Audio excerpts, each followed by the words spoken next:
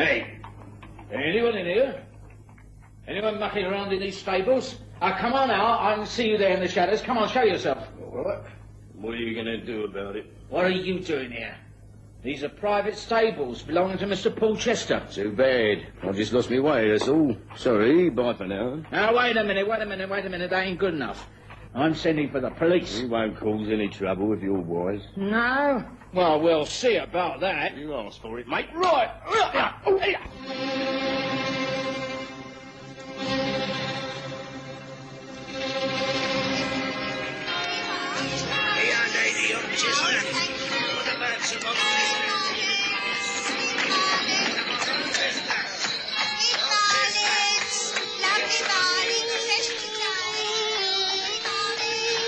We present the stories of Sherlock Holmes.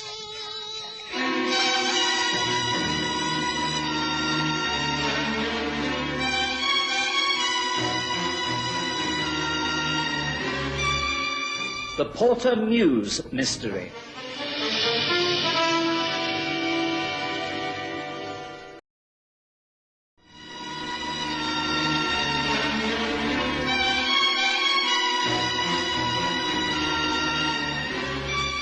Sherlock Holmes was accustomed to dealing with mysteries and murders, but as far as I can recall, there was only one case where a death occurred almost on his doorstep. You see, running parallel to Baker Street is Chiltern Street, and in between, at the back of number 221B, there is a small mews, Porter Mews. The stables are clearly seen from our back bedroom windows. Number 108 Chiltern Street is owned by Paul Chester, an Under-Secretary at the Admiralty. And it was in his stable, in the mews, that the body of his coachman, Ben Mead, was found that autumn morning. Naturally, someone thought of Holmes immediately. And, not stopping for breakfast, we both hurried to the scene of the crime. Constable, good morning to you. Oh, good of you to pop over, Mr. Holmes. Lindsay's the name. I'm standing guard here until the inspector arrives.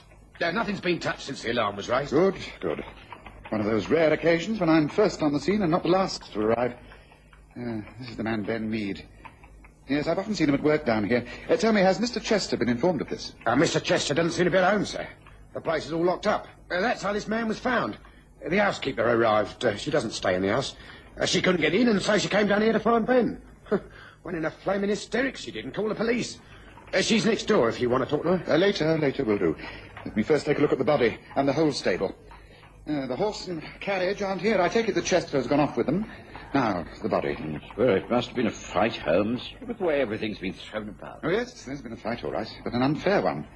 It seems to me that this poor fellow was knocked down, and then, before he had a chance to pick himself up, he was hit across the base of the skull with a heavy instrument. This man gave a good account of himself, according to his facial injuries. Blood everywhere, and look at his knuckles, and... Yes, what's this? Yes, a coachman's wheel hammer. Blood and hair on it, yes. This is the murder weapon, all right. Now, I need as much light as possible. Now, where's my glass? Yes, very interesting. Very interesting. Well, it's clear from the footprints in the earth by the door that Ben came in here and disturbed someone. I should say quite early last night. There was a fight. He inflicted some injury upon his opponent before he was knocked down. He was kneeling, I should think, about here when the fatal blow was delivered. Yes, I think I'd like to go over everything alone, if that's all right with you. And then, when the inspector arrives, you can send him up to my rooms, Constable. I think I can put him on the right track straight away. Oh, that's a relief to know, Mr. Holmes. Lucky to have you on the spot, so to speak. I'll tell the inspector straight away.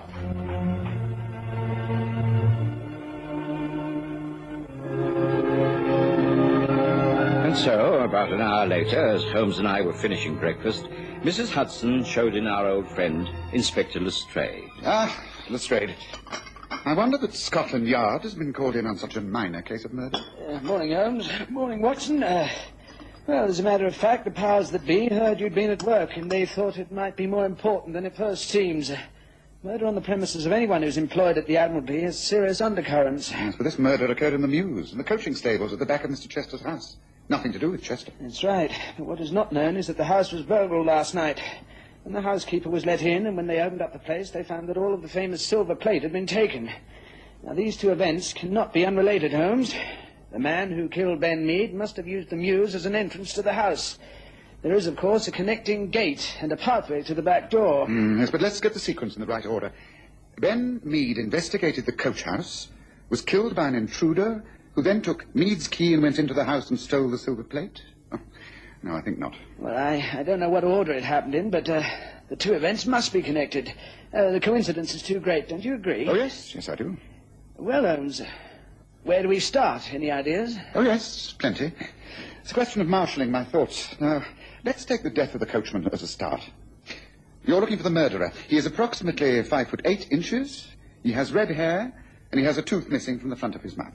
Holmes, you aren't serious. Never more so. But how did you arrive at these conclusions? My dear Lestrade, you're as infuriating as Watson. You should know my methods by now. They are totally scientific. Nothing that I say is guesswork. I examined the coach stable in great detail. I found evidence. The fact that the dead man had put up a fight was very clear. He was bruised about the face. Now, bruises are very strange things. They come about in various ways. After death, for instance, they do not grow into blueness. The blood is not circulating. You understand? That's how we can tell the time when death occurred. Now, the knuckles of Ben Mead's hands showed definite, clear cuts. He'd landed several blows. Adhered to the blood on his hand were various hairs. I have them here in this envelope. They are, as you can see, rather vivid red hairs. Yes, I see. All right, Holmes, carry on. There's a broken tooth in that envelope also. I picked it up from the straw. It must have been from the man Ben was fighting, as Ben's teeth are quite intact. Also, on the beam of the stable, there were similar red hairs. They are also in the envelope. They show that if the man was hit and staggered back, his head would have hit the post at roughly 5.5 feet from the ground. Now, it's reasonable to assume, therefore, that he is a small man. He must have had red hair and a beard. It's all quite elementary, really. Well, it's something to go on, isn't it? Oh, I think so. Now, London must have hundreds of men with red hair, but not all that many who also had broken front teeth. It narrows down your search somewhat, you must agree. Now, I've suggested in view of the fact that there was also a robbery, that the man was hired to do this job, therefore he is a professional and an experienced crook. May I make one final suggestion? By all means. Try Limehouse.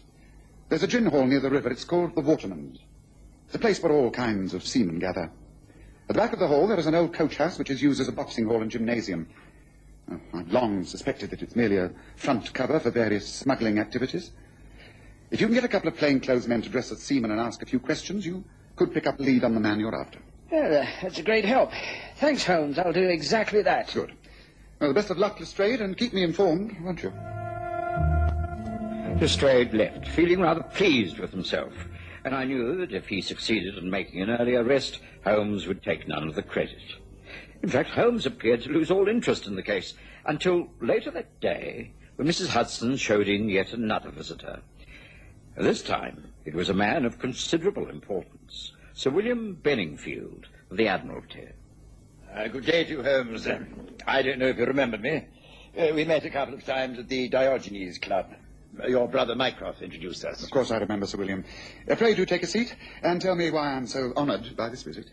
Thank you. Well, the fact is that we seem to have hit a spot of trouble. This is, of course, in the strictest confidence. Naturally. It's my assistant, young Paul Chester, the fellow who lives just at the back of here. The gentleman whose coachman was killed in a fight last night? Yes, that's right. I don't know if that has anything to do with my problem. I can't see how it can have. But anyway, the fact is that Chester has disappeared. He can't be traced at all.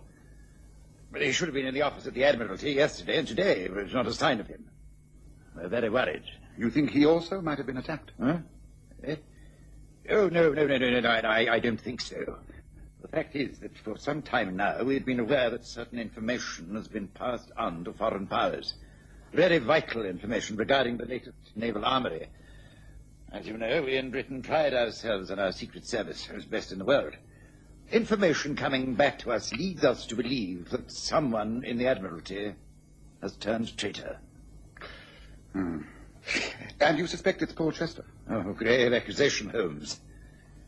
I hardly like to put it in so many words, but the possibility does exist. Recently, I've been watching Chester. Only he and I have the keys to the safe where the codes are kept. Very few of us handle the top secret stuff. The codes are continually being changed.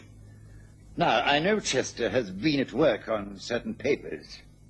I am reasonably sure that he has been passing copies on to a contact in Austria. Your brother, Mycroft, is over there at the moment and has confirmed that the information is being leaked out there. And you think that Chester may have got wind of this, that he might be aware that you suspect him? That's right. I fear that he may be skipping out of the country with the latest plans. It's important that we find him and stop him. You say that he's been missing for 2 days. And he could easily be aboard a ship or even across the channel. Could be. But we must check. The point is, Holmes, will you help us? I'm sure Mycroft would wish you to. Yes, yes, of course. I shall do everything I can, Sir William. Yes, this case is becoming extremely interesting. Yes, I shall do everything I can.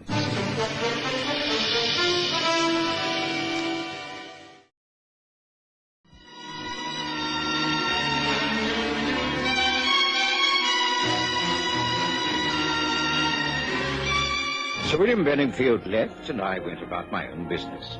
I had a large number of calls to make and didn't return to Baker Street until early evening. But Holmes was not at home. Mrs. Hudson had set the table for supper, and there was game pie and vegetables hot on the stove. I was helping myself to this when the door opened, and a shabby old tramp let himself in. Look here, my man. Well, what do you mean by calling in here? How did you get in? Who are you, anyway? You must be the doctor. Dr. Watson, ain't that right? That is correct, but answer my questions. Who are you and what do you want? How did you gain entrance to these rooms? You really are my best audience, Watson. I always feel my disguise is a foolproof if you're taken in by them. Holmes, well, I must say that this is one of your better attempts. I was completely taken in. Well, what have you been up to this time? Well, I thought I'd do a little checking up around the Limehouse district myself. Lestrade's men stand out like sore thumbs down there. I spotted them in the Waterman's Gin Hall immediately. Fortunately, they made my own investigation pass unnoticed. Yes, I found Ben Mead's murderer, all right. You have? Oh, yes. A very undesirable creature by the name of Joe Crumb. He's exactly 5'8", has red hair and a beard and a front tooth missing. I've advised Scotland Yard, and Lestrade should be about to make an arrest, I should think. That's fast work, I must admit. Holmes, is there a connection between that man's death and the disappearance of Paul Chester? I believe there must be. It's far too coincidental. Missing papers from the Admiralty, an Under-Secretary who disappears, silver plates stolen from his house, and his coachman is murdered all at the same time. No. There must be some link. But what is the link, Watson? That's the point. It's a far more complicated case than it appears. Now that, unless I'm very much mistaken, will be our old friend Lestrade. Would you be so good as to let him in, Watson, while I change out of these things? Give him a glass of brandy and invite him to take supper with us. I shall not be long. I did as Holmes instructed, for it was indeed Inspector Lestrade waiting outside on the doorstep. He accepted my offer of food and drink gratefully, and over supper told us of his success. We arrested the man, Joe Crumb, Holmes. He's now in jail, and we're pushing forward his trial. But, frankly, I'm wondering if the evidence will hold. He's rather too circumstantial. Men have been hanged on far less evidence. He is the murderer, I've no doubt about that. Providing you have a good prosecuting counsel, I think you should get a conviction. No, I'm not so sure. The man's attitude is so darn confident. He doesn't say much, just does a sly, lopsided grin. Refuses to comment at all. Simply says he's innocent, and that's that. He is not innocent. He is guilty. I've been down to Limehouse myself and picked up quite a few tidbits of information. Nothing that I can pass on to you to be used as evidence, but from what I learned, it confirmed all my suspicions. Joe Crumb killed Ben Mead, and all that remains is for you to prove it, Lestrade. Now, would you like a little more game pie? Holmes promptly dropped the whole case. Several times I asked him if he was making any progress with his investigations into the disappearance of Paul Chester, but he merely said that the time wasn't right. Sir William Benningfield called a couple of times and was given more or less the same answer. I could see that he was disappointed in Holmes, but Holmes didn't let that worry him. He was concentrating upon other matters. Days went by and even weeks, and eventually Joe Crumb appeared in court on a charge of murder. Naturally, Holmes and I attended the trial. The defense was conducted by Hugh Starcross, a most able man. Members of the jury, you must be amazed at the weakness of the case you have been brought here to judge. In all my long experience, I have never known a criminal charge supported by such flimsy, scanty evidence. As it unfolds, you will see that no rational mind can find the prisoner guilty. My client is not content, however, to be acquitted for lack of evidence. He claims the right to prove his innocence. He will show that he could have had no part whatsoever in the death of the coachman, Ben Mead. That means he's about to produce an alibi. The usual questions first, though. A prisoner at the bar. You have heard that at the scene of the crime there was evidence of a fight and the finding of red hairs and a broken tooth. You have red hair. That's right. Natural, too. Always have had this colour here. You also have a front tooth missing. Can you tell the jury how you lost that tooth? Waterman's gym, Limehouse, boxing. Lost it about 3 months ago. A fella called Max Baker caught me one in the face and knocked me tooth out. Oh, that's Baker down there, he'll tell you. Yes, just confine yourself to answering the questions. I shall bring the necessary witnesses to testify as I think fit. And now, on the night of the 21st, when this death took place, can you account for your movements? Of course I can. I was in the Waterman's till about 10 o'clock. Then I went across to the pub. 3 Ducks. Stayed there till closing time, playing darts. Then went with the landlord to play poker. Had an all-night session. I won quite a bit, too. And now we shall hear the confirmation from the landlord. Yes, he'll now be called. That's him, that large, fat-faced man with the black hair smarmed down. He will testify for Crumb. Holmes, you seem quite pleased that things are going so badly. If this continues, then Crumb will be acquitted. Oh, yes, I should think that's almost certain. Well, I think there's very little need to stay and hear more, Watson. The jury won't take all that long to make up their minds. We may as well go and get ourselves a cup of coffee, I think, don't you? Gentlemen of the jury, have you arrived at a verdict? Do you find the prisoner guilty or not guilty? Not guilty, my lad. Naturally, I was greatly upset, and so was Lestrade. Scotland Yard had been made to appear rather stupid. He was far from pleased and very much inclined to blame Sherlock Holmes, who was quite unimpressed by the whole of the proceedings. In fact, later that evening, he seemed rather pleased with himself. Tonight, I think we can actually move on the case, Watson. I thought it was all over. Crumb has been acquitted. Well, you may have been right in thinking him guilty, but he's got away with it. Not entirely. He has been made to reveal his hand, and I think now we can step in and solve the whole mystery. I've asked Lestrade and his men to meet me later. First, I have to send off a few telegrams, one to Mycroft in Innsbruck, another to the landlord of the 3 Ducks, and a third to Sir William Benningfield. Then we journey to Limehouse, suitably clad, of course. I'm sure I can find an old suit that'll fit you, Watson, and a large cape with a pocket that can conceal a revolver. Well, you want me to come with you, or you think it might be dangerous? That's right. I've been inactive for long enough. This time, things were brought to a head, don't you agree? Come, make preparations. It could be a long night ahead.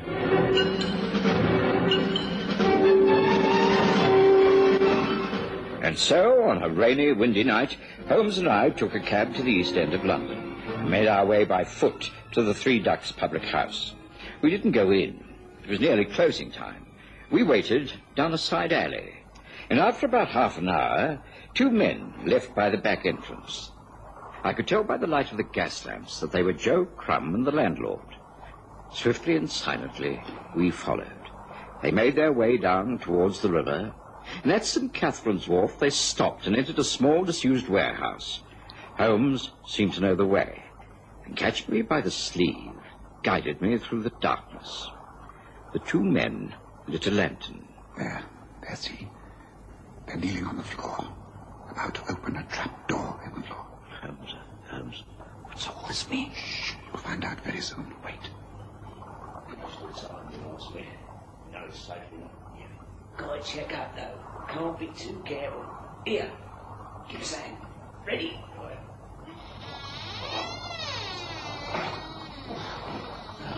See, still there. Told you. No chance of anyone discovering him under the floorboards. All we've got to do is put him in the chest. Come on. Easy. Right. Right, that's got him. Close him in. Good. Now, tomorrow, going to pull the Santiago star. Once right out at sea, the captain drops it overboard and that is down. We settle back in head and start collecting. Rich men we're going to be. Nice and rich for the rest of our days. Worth taking a few risks for, I reckon, don't you? One risk too many, Crumb. What a devil! Don't move. There are 2 guns on you, and both my friend and I are crack shots. Cover them, Watson. Let's get this straight in here. He and his men have been following me. That's it. The game is up, Crumb. You may have got away with murder once, but this time you won't be so lucky. This time you will face a charge of killing Mr. Paul Chester, whose body you have just placed in that sea chest. You blasted clever swine, how did you... You'll have plenty of time to listen to explanations later. Strayed. Good, right on time. Take these men away. Then I think you can make yet another arrest. A bigger fish this time. These are just 2 sprats to catch a mackerel. Come on, Watson. Our work here is over.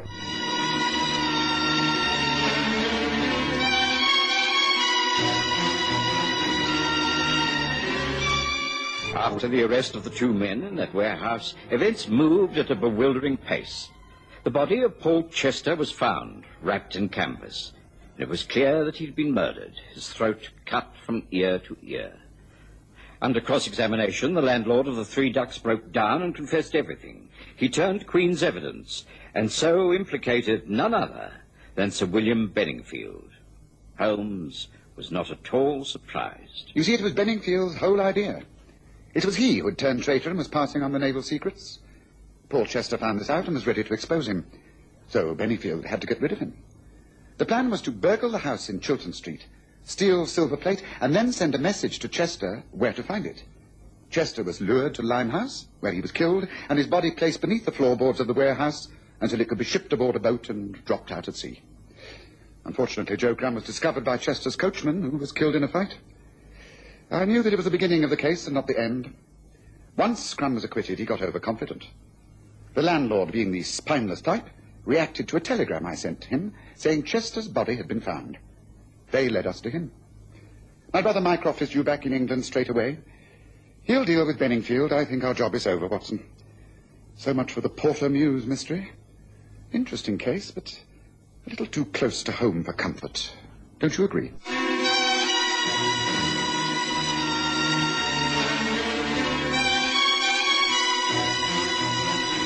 Listen again next Sunday to The Stories of Sherlock Holmes, with Graham Armitage's Holmes and Kerry Jordan as Dr. Watson.